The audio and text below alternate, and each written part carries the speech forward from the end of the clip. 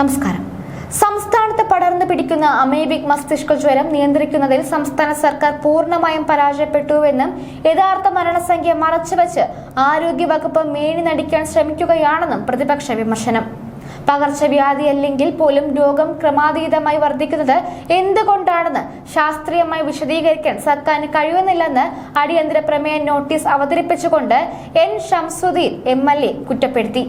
ഈ കപ്പൽ പൊങ്ങാനാവാത്ത വിധം മുങ്ങിയെന്നും കപ്പിത്താൻ ഉണ്ടായിട്ട് കാര്യമില്ല, കപ്പൽ മുങ്ങിയെന്നും ആരോഗ്യമന്ത്രിയെ പരിഹസിച്ചുകൊണ്ട് എൻ ഷംസുദ്ദീൻ പറഞ്ഞു.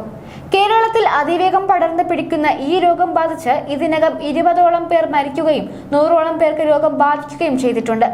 സാധാരണഗതിയിൽ പ്രാദേശികമായി കാണുന്ന രോഗം ഇപ്പോൾ തിരുവനന്തപുരം, കൊല്ലം, മലപ്പുറം, തൃശൂർ, കോഴിക്കോട്, പാലക്കാട് തുടങ്ങി സംസ്ഥാനത്തിന്റെ വിവിധ ഭാഗങ്ങളിൽ റിപ്പോർട്ട് ചെയ്യപ്പെട്ടിട്ടുണ്ട്. അമീബയുള്ള വെള്ളത്തിൽ കുളിക്കുന്ന 26 ലക്ഷം പേരിൽ ഒരാൾക്ക് മാത്രം വരാൻ സാധ്യതയുള്ള അത്യപൂർവമായ ഈ രോഗം കേരളത്തിൽ വ്യാപകമാകുന്നതിൽ ആരോഗ്യവകുപ്പ് ഇരുട്ടിൽ തപ്പുകയാണെന്ന് അമേരിക്കൻ ഏജൻസിയായ centre for disease control and പ്രിവെൻഷന്റെ പഠനം ഉദ്ധരിച്ച് MLA വിമർശിച്ചു. എങ്ങനെ പ്രതിരോധിക്കണമെന്ന കാര്യത്തിൽ ആരോഗ്യവകുപ്പിന് യാതൊരുവിധ വ്യക്തതയുമില്ല. ജനങ്ങൾ ആശങ്കയിലാണ്. രോഗത്തിന്റെ ഉറവിടം കണ്ടെത്താനോ പഞ്ചായത്തുകളെ ഏകോപിപ്പിച്ച് ഒരു കർമ്മ പദ്ധതി തയ്യാറാക്കാനോ സർക്കാരിന് കഴിഞ്ഞിട്ടില്ലെന്നും രോഗം വന്നിട്ട് ചികിത്സിക്കുന്നതിനേക്കാൾ നല്ലത് വരാതെ നോക്കുന്നതാണ് എന്ന ആപ്തവാക്യം സർക്കാർ വിസ്മരിച്ചു എന്നും അദ്ദേഹം കുറ്റപ്പെടുത്തി.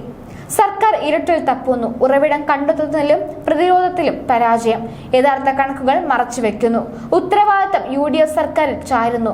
വിമർശനം വന്നപ്പോൾ മന്ത്രി മലക്കം മറിഞ്ഞു. സർക്കാർ സ്വകാര്യ മേഖലയെ സഹായിക്കുന്നുവെന്ന് പ്രതിപക്ഷം ആരോപിച്ചു. സർക്കാർ രേഖകൾ പ്രകാരം 66 പേർക്കാണ് രോഗം ബാധിച്ചത്. എന്നാൽ യഥാർത്ഥ കണക്കുകൾ ഇതിലും വളരെ കൂടുതലാണെന്നും ഇത് മറച്ചുവെച്ച് മേനി നടിക്കാനാണ് മന്ത്രിയും സർക്കാരും ശ്രമിക്കുന്നതെന്നും ഇത് കേരളീയ സമൂഹത്തിലുള്ള വെല്ലുവിളിയാണെന്നും അടിയന്തര പ്രമേയ ചർച്ചയിൽ പ്രതിപക്ഷ ആക്ഷേപം ഉന്നയിച്ചു.